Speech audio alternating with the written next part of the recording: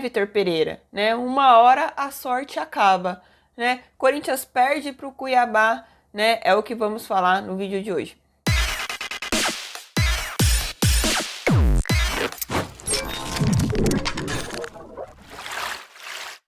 Olá, para você que não me conhece, eu me chamo Thaís e bora fazer um pós-jogo aqui do que foi essa partida entre Cuiabá e Corinthians, né?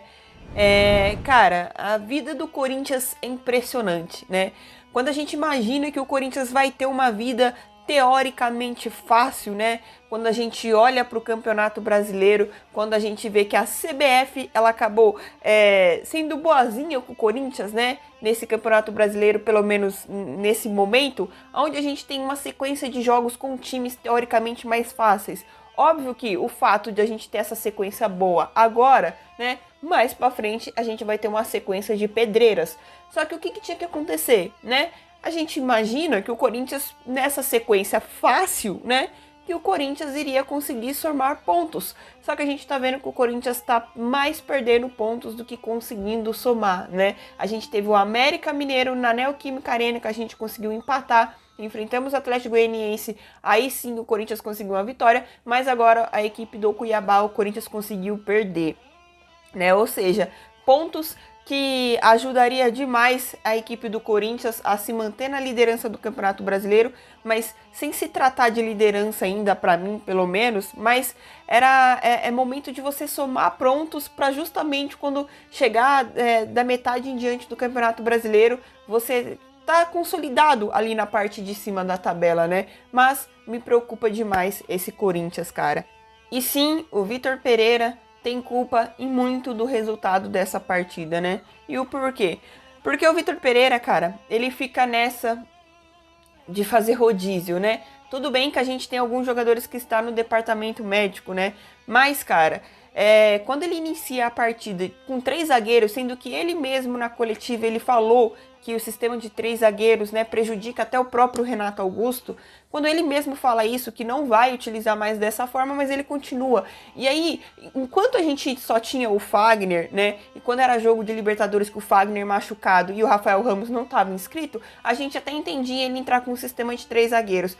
Só que, cara, por que ele me coloca o Robson Bambu, o Gil e o Raul, né, no sistema de 3 zagueiros ali, né, o problema pra mim nem foi tanto esse, tá, mas vamos lá, a gente tinha o Rafael Ramos ali, que poderia fazer o lateral, tinha até o João Pedro, né, pra mim também o João Pedro ele não faz diferença nenhuma, embora na última partida, né, jogou até que bem ali, mas por que o Rafael Ramos não jogou nessa partida como lateral de fato, né, e aí, cara, sabe o que é pior, na minha opinião? Quando ele me coloca o Bruno Melo de ala, a porcaria do Bruno Melo, ele já é ruim como lateral, cara, então como ala ele é pior ainda. Teve um lance no primeiro tempo, né, que o Roger Guedes pega a bola, e já a gente vai falar do Roger Guedes também, que pra mim, né, foi o único nessa partida que eu vi que parecia querer fazer alguma coisa diferente, né, e olha o Roger Guedes que eu critiquei na partida anterior, mas nessa eu vi muita vontade, tanto que eu acho que foi o jogador que saiu com a roupa mais suja ali, de tanto que jogou, né,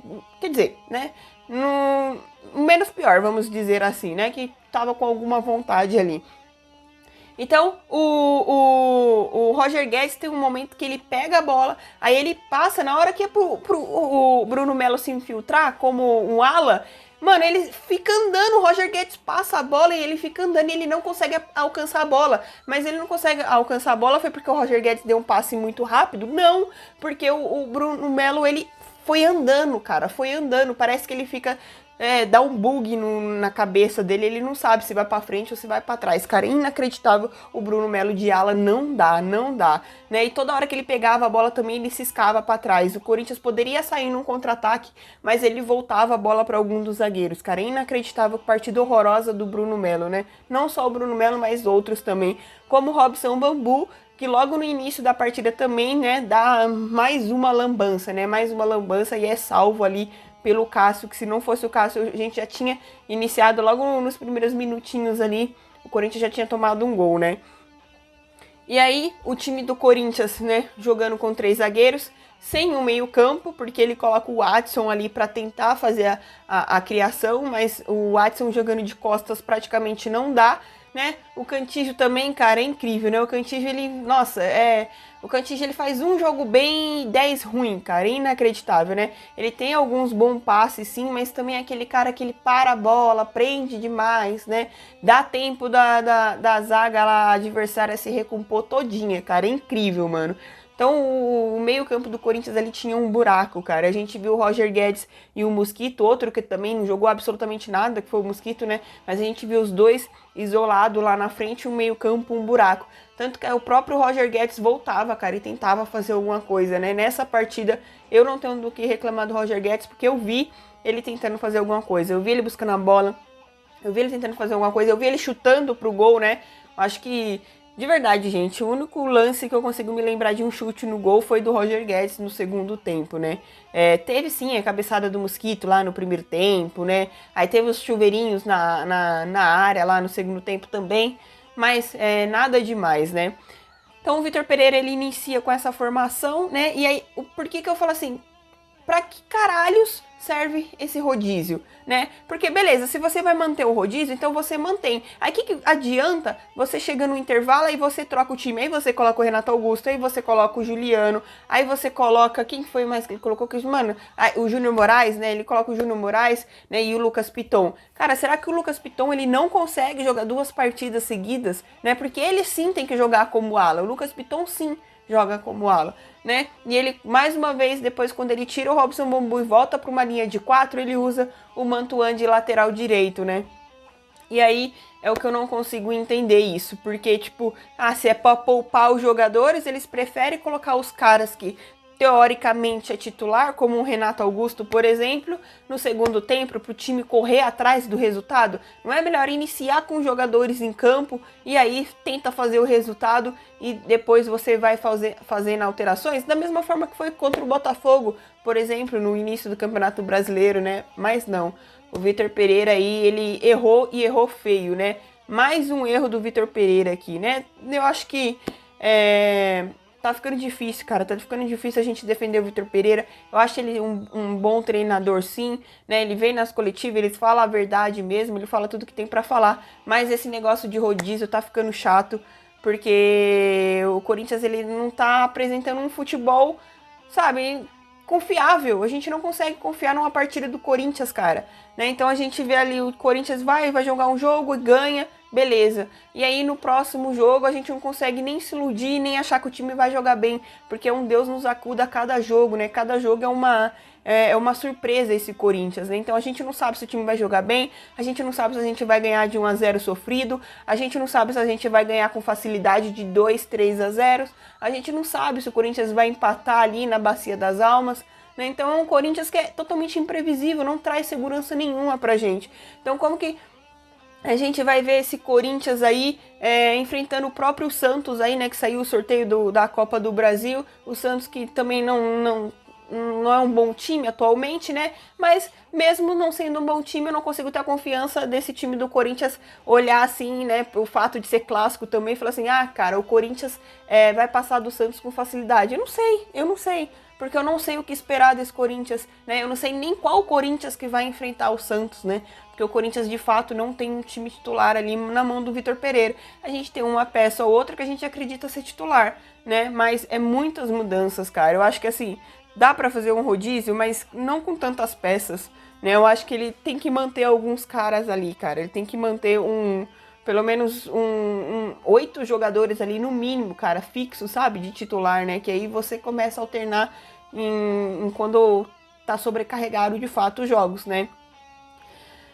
E aí, gente, né, falando especificamente de alguns jogadores, já falei do Robson Bambu, que foi horrível, Bruno Melo horrível, né? O Cantillo também nada fez, né? E quando ele faz as alterações ali, né, o Renato entra, o Juliano, eles entram até que, né, mais ou menos também, não foi tudo isso, mas em alguns momentos eu vi o Renato Augusto, né, dando o arzinho do Renato Augusto, né, não do ano passado, mas ele conseguindo pegar a bola, trabalhar mais ali, só que, né, aí quando ele começa a jogar bem, aí o Renato vai e começa a errar passe também, né, tipo assim, nas alterações, né, o Corinthians ficou com mais posse de bola, mas também não aconteceu nada, né? O que me irrita, cara, é que esse time do Corinthians não chuta de fora da área. Ninguém tenta um chute, cara. E aí, não tem o Jô, ali, não tem um centroavante ali, que é um centroavante de fato, um pivô, e fica dando aquele chuveirinho na área.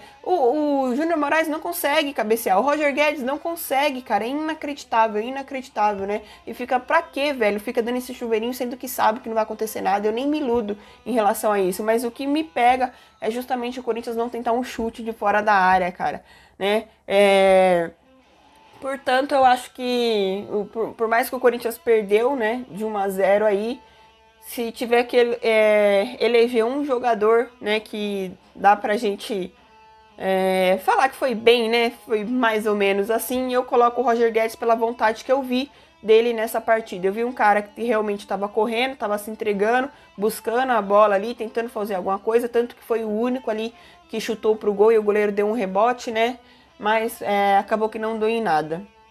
Mas é triste, cara, é triste, porque a gente está na liderança do Campeonato Brasileiro, mas provavelmente a gente vai perder essa liderança aí, né? Porque o Atlético e o Palmeiras vão jogar também, então a gente pode ser ultrapassado pelos dois, novamente, né? A gente não vai dar a sorte deles tropeçarem novamente, né? Pra mim, eu coloco na culpa, sim, do Vitor Pereira, né? Muito porque ele jogou o primeiro tempo no lixo. Teve o lance do gol lá que a gente tomou gol. Pra mim foi uma falha do Adson, né? Do Cantígio e Adson e Cássio. Foi um conjunto ali. Mas também do Cássio eu não consigo colocar toda a culpa em cima dele. Eu acho que foi mais o Cantígio que deu aquele passe pro Adson. E o Adson ali se embaranou todo, né? E o Ederson, esqueci o nome dele, né? Do jogador lá do Cuiabá, que por sinal jogou no Corinthians, né? E eu esqueci o nome dele. Enfim, né? Chutou de fora da área e fez gol, né? E fez o gol ali, porque o Cuiabá também, cara, não ameaçou de fato o Corinthians. Teve lá no primeiro tempo, né, o lance lá que o Robson Bambu falhou, mas também não foi uma equipe adversária que ameaçou o Corinthians, né. Saía em alguns momentos no contra-ataque, mas era um jogo que dava pro Corinthians ter ganhado, cara. Isso que é o pior, dava pro Corinthians ter ganhado, né. Os caras, primeira vitória deles no Campeonato Brasileiro jogando em casa, velho, né, e o Corinthians conseguiu perder pro Cuiabá. Osso, né? Eu fico imaginando, né? Fica nessa alternância de alguns jogadores. E eu quero ver agora, que vai começar oitavas de final de Copa do Brasil e Libertadores, né? E Campeonato Brasileiro. Que agora sim vai ser um jogo em cima do outro. Praticamente um jogo a cada 3 dias. Como que vai ficar esse time do Corinthians, né? Será que a gente vai viver isso em todas as competições? Ou será que vai priorizar uma competição ou outra, né? Eu não sei, cara. Eu sei que... eu sei que a gente vai torcer, né? Como torcedora, vou apoiar o tempo todo, mas... tá complicado, cara. Tá complicado aí de ver esse time do Corinthians jogar, porque... não enche os olhos, cara, né? Mas enfim, né? Esse foi o pós-jogo aqui, a segunda derrota do Corinthians no Campeonato Brasileiro, né? Acho que até que demorou, pra falar a verdade, né? Do jeito que esse time vem jogando, até que demorou. Enfim, esse foi o pós-jogo, né? Eu não vou fazer top 3, não. Eu acho que o menos pior pra mim foi o Roger Guedes.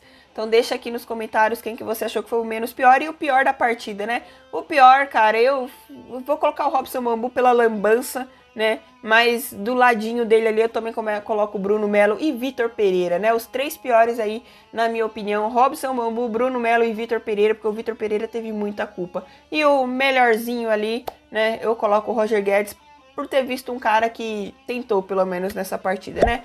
Então é isso, peço pra você curtir aqui, se você não é inscrito, se inscreva no canal, beleza? Desculpem a minha voz, que eu estou doente, né? Ainda estou gripada, mas aos pouquinhos a gente tá melhorando. É nóis, respeita as minas e vai Corinthians. Pra onde, né, Corinthians? Pra onde que nós vai?